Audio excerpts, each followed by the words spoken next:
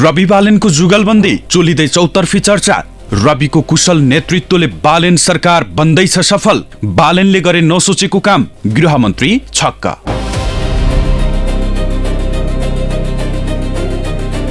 नेपाली राजनीतिको आकाशमा सत्ताको माथ कति छोटो लाग्छ। कुर्सीको न्यानोपनले मानिसको विवेकलाई कसरी क्षणभरमै खरानी बनाइदिन्छ। यसको कुनै ताजा र ज्वलन्त उदाहरण खोज्ने हो भने निवर्तमान श्रम रोजगार तथा सामाजिक सुरक्षा मन्त्री दीपक कुमार शाहलाई हेरे पुग्छ।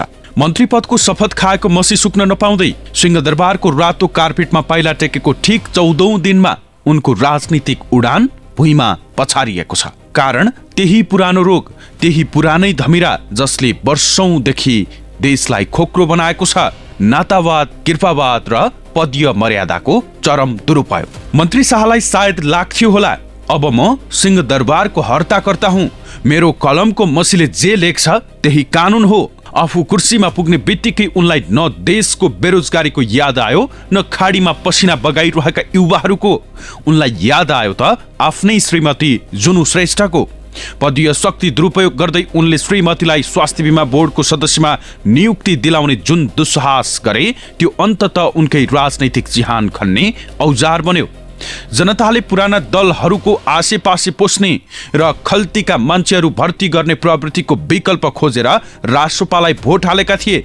तर मन्त्री शाहले जनअपेक्षाको छातीमा लात हानेर पार्टीको विधानको धारा 71 को ठाडो उल्लङ्घन गरे, जहाँ प्रष्ट लेखिएको छ पार्टी वा राज्यको कुनै पनि निकायमा आफ्ना परिवारका सदस्यलाई सिफारिस वा मनोनित गर्न पाइने छैन। तर सत्ताको उन्मादमा मन्त्री शाहले विधानलाई रद्दीको टोकरीमा फ्याँक्ने चेष्टा गरे। उनको यो भ्रम र चुरीफुरीले जम्मा 2 हप्ता पनि टिक्न सकेन।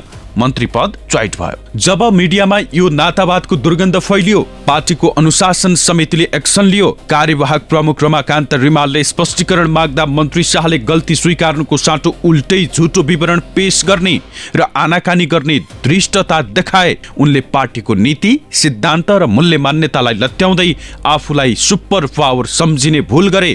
तर यहीँनेर राष्ट्रिय स्वतन्त्र पार्टी राष्ट्रपालले एउटा ऐतिहासिक र निर्मम नजिर स्थापित गरेको छ।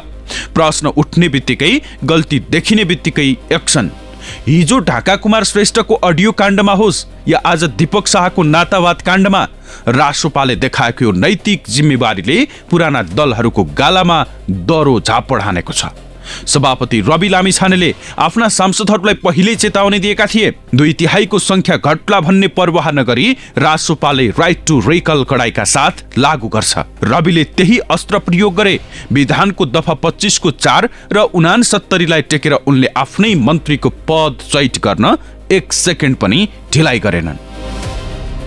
अब कुरा गरौं चिया पसलदेखि कर्पोरेट मिडियाका हेडलाइनसम्म जबरजस्त रूपमा फैलिएको एउटा सस्तो हल्लाको। बाहिर बजारमा एउटा भाष्य निर्माण गर्न खोजिँदैछ। रवि लामिछाने र प्रधानमन्त्री बालेन्द्र शाह बीचको आन्तरिक द्वन्द्व बढ्दैछ। इगोको लडाईँ सुरु भयो। पुराना दलका खेतालाहरू यी दुई बीचको फाटो ल्याउन नुहारनदेखिको बल लगाइरहेका छन्। तर सत्य के हो भने यो बर्खास्ती प्रकरणले यी तमाम हल्लाहरूको मुखमा बुझो लगाएको छ। पर्दा पछाडिको यथार्थ निकै बलियो छ। चैत्र 26 गते रविले मन्त्री शाहलाई पदमुक्त गर्न प्रधानमन्त्रीलाई सिफारिस पत्र पठाए। प्रधानमन्त्री बालेन्द्र शाहले त्यसलाई बिना कुनै हिचकिचाहट, बिना कुनै राजनीतिक बार्गेनिङ तुरुन्तै सदर गरिदिए। मन्त्रीलाई बर्खास्त गरे। यदि उनीहरू बीच द्वन्द्व हुँदो हो त प्रधानमन्त्रीले यो निर्णयलाई अल्झाउन सक्थे। पार्टीभित्रै तेरो र मेरो मान्छे, यसलाई राख्ने र त्यसलाई फाल्ने भन्ने तिग्रम चल्न सक्थ्यो। तर सुशासनको रथ हाँक्ने यी दुई सारथी बीचको सम्बन्ध चिसिएको होइन, बरु फलामे साङ्लो झैँ झन कसिलो र मजबुत बन्दै गइरहेको छ। भ्रष्ट, अराजक र स्वार्थीहरूलाई ठेगान लगाउन यी दुईको ट्युनिङ यति बेला 1 to 1 मिलेको छ। यो एक्सन उनीहरू बीचको त्यही मजबुत विश्वासको प्रमाण हो। यो कदमको चौतर्फी प्रशंसा भइरहेको छ।